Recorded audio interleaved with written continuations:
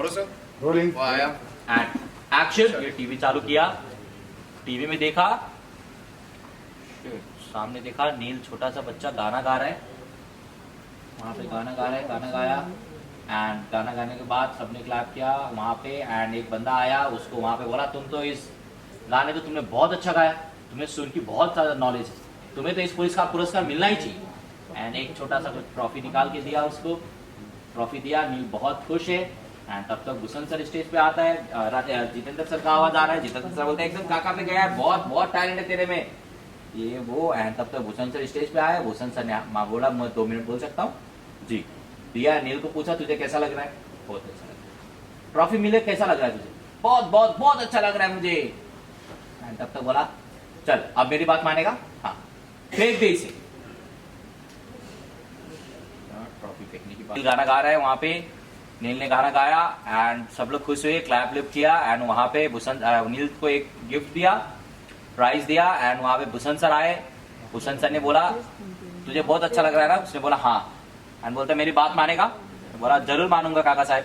And नील को बोला कि तू आज के बाद गाना नहीं गाएगा, तू आज के बाद गाना नहीं गाएगा। एंड नील ने बोला ऐसा क्यों, बोलता बस मैंने बोल दिया, तू मान जा, मेरी बात नहीं मानेगा।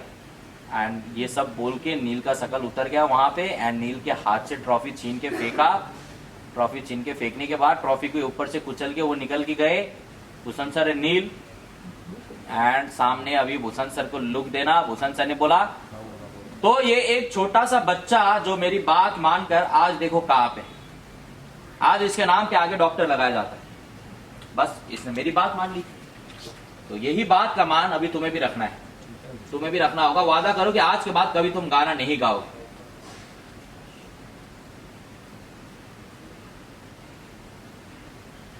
मैं चाहूंगा कि तुम्हें यह बात अच्छे से समझ लो तेजस्विनी, नील इस घर का बेटा है, मैंने फिर भी इसे कई सारी चीजों की इजाजत नहीं दी।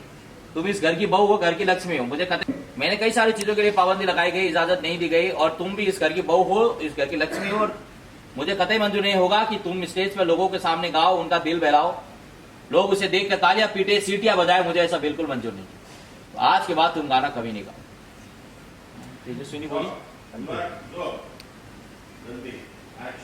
आज के बाद कभी गाना नहीं गाओगे।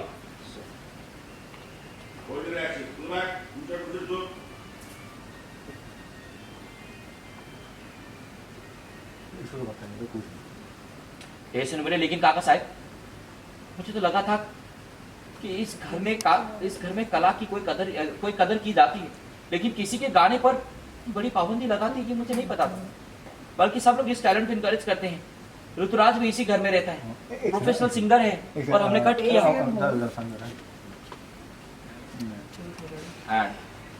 एक्शन। लेकिन काका साहब मुझे लगा थोड़ा राइट है ना, अभी थोड़ा राइट, बस thank you. Rolling action.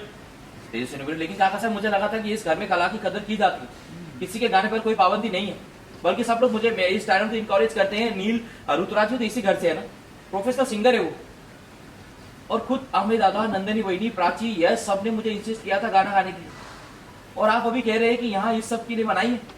Bhushan sir बोला बच्चों ने तुमसे क्या कहा, तुमने उसका क्या मतलब निकाला, वो सब मैं नहीं जानता, लेकिन तुम ये बात जान लो कि इस घर का नियम है, ये इस घर के किसी भी बच्चों को इन चीजों की इजाजत नहीं है। और रही बात ऋतुराज की, तो ये इस घर में रहता है, इसकी परवरिश यहाँ नहीं हुई है, और इसका नाम के साथ प्रधान नहीं जुड़ा है। बुरा लग रहा है ऋतुराज के लिए सब बोल रहे हैं, और लीना की बहन का बेटा है, अगर इसकी परवरिश में हमने की होती तो ये भी ऐसा नहीं होता, नील जैसा ही होता, अगर ये भी डॉक्टर इंजीनियर ही होता।